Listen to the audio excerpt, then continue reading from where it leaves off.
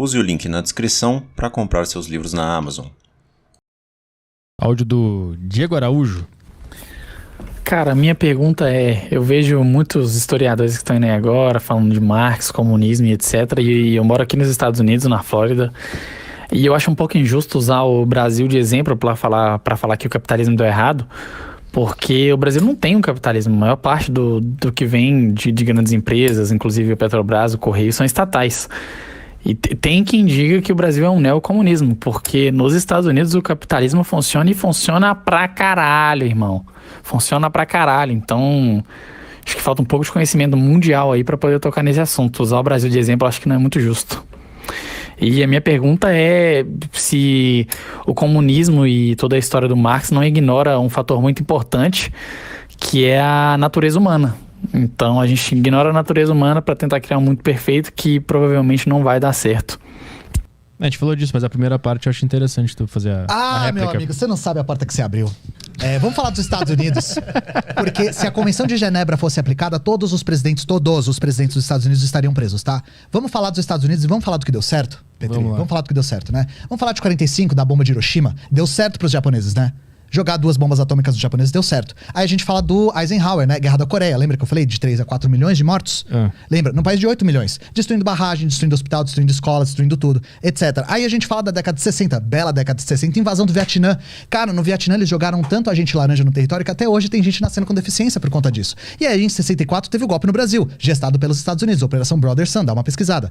Depois, com o governo Lyndon Johnson, o bombardeio do Laos. 3 bombas por pessoa no Laos. 3 bombas por pessoa no território. Tem tanta peça de bomba no Laos que eles têm uma economia de peças de bomba. Eles constroem vilas com partes de bombas no Laos, tá? De tanta bomba que caiu lá. Aí a gente fala da década de 70. Na década de 70 a gente teve o quê? Deixa eu pensar. A gente teve... Woodstock.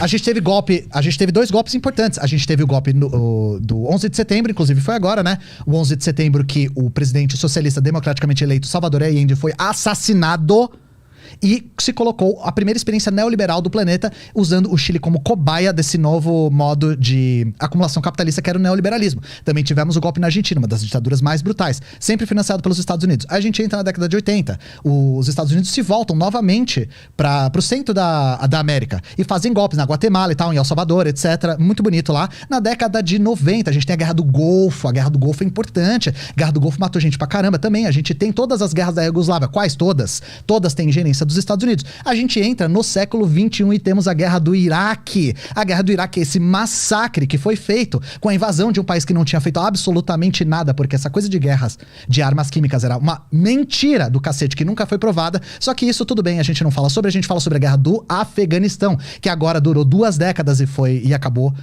deixando um legado de destruição, e do Talibã no território. A gente fala do Obama. O Obama é bonito, né? O Obama é um cara muito simpático. O Obama também começou a Guerra da Síria.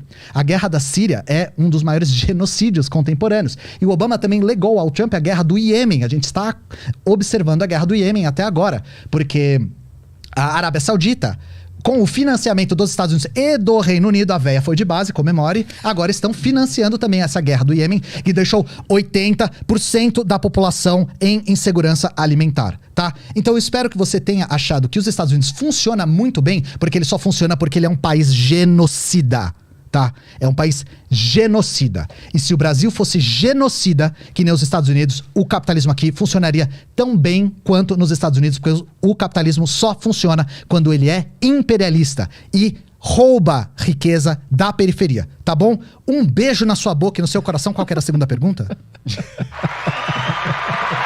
Natureza humana. Eu adoraria que você me explicasse o que é natureza humana. Não existe nada que a gente consiga tabelar e falar. Os seres humanos naturalmente são assim. Eles agem naturais. Tesão, fome e sono.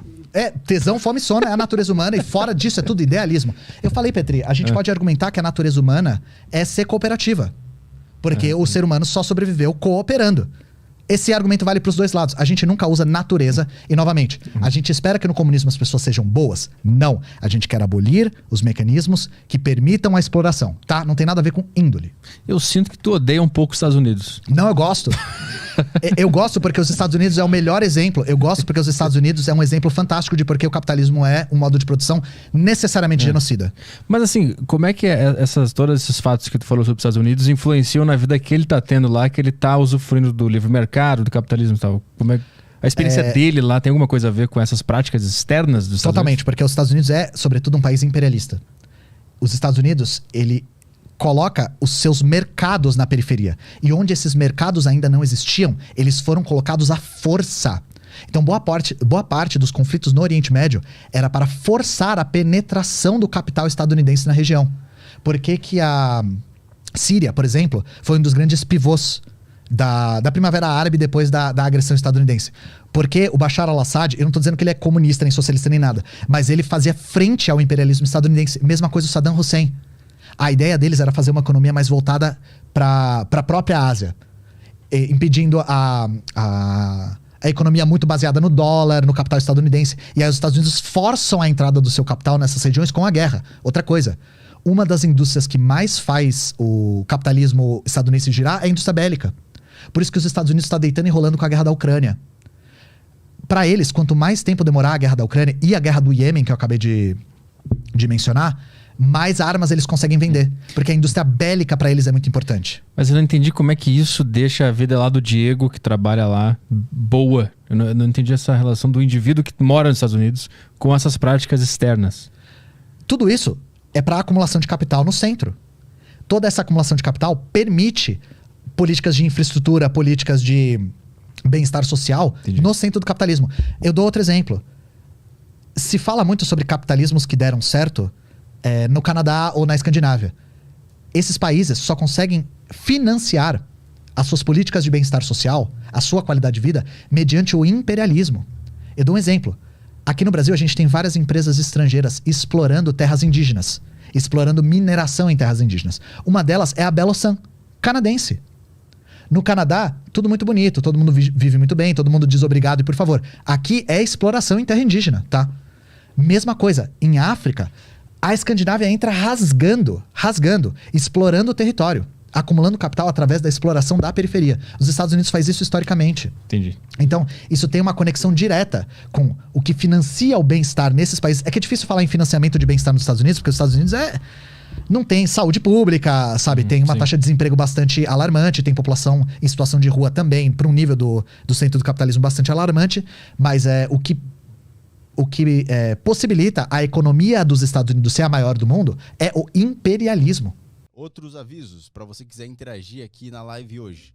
Tem o link que está fixado no chat para você mandar as mensagens na plataforma do flowpodcast.com.br. Você pode mandar as mensagens através das Sparks, que são as moedas lá da plataforma. Você também pode mandar mensagem pela sacocheio.tv, o link também está na descrição. Os assinantes da Saco Cheio TV têm acesso ao grupo do Telegram. Então lá no Telegram você pode mandar mensagens pra gente. Aqui a gente vai ler sempre o Telegram primeiro.